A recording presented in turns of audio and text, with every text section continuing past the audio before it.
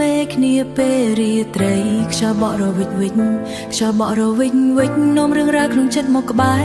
ឃើញគេញញឹមឃើញអឥតលហើយទូដឹងច្បាំងដែរថាំចាំងក្បែរគេមិនមែនក្បែរគេមិនមែនជារូបយើងព្យាយាមហាមចិត្ត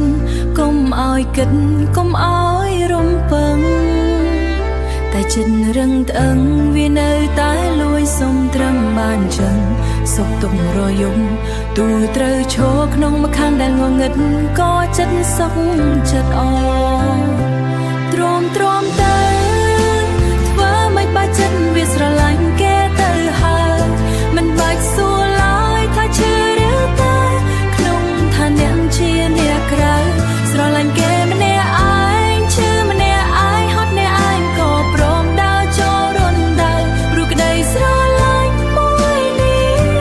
មិនត្រូវការតបស្នងមានន័យត្រឹមបានឃើញគេមានសុខភាពមង្គលមិនមែនមិនចង់ឈប់តែឈប់មិនបានមិនមែនចង់រំខានតែហាមចិត្តមិនឈ្នះសុំត្រឹមជាស្រមោដើរតាមពីក្រោយយ៉ាងស្ងប់ស្ងាត់បែបនេះចង់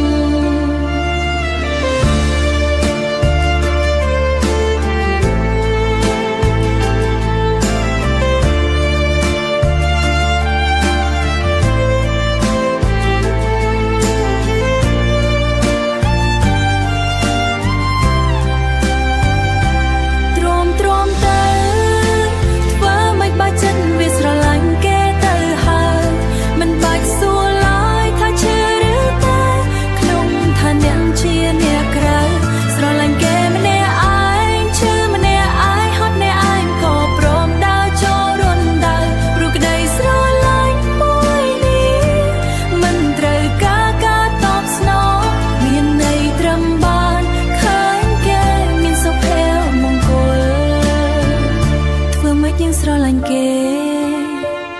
ទ្រាំបន្តិចទៅចិត្តអើយគេមានក្តីសុខហើយយើងក៏សុខចិត្តដែរ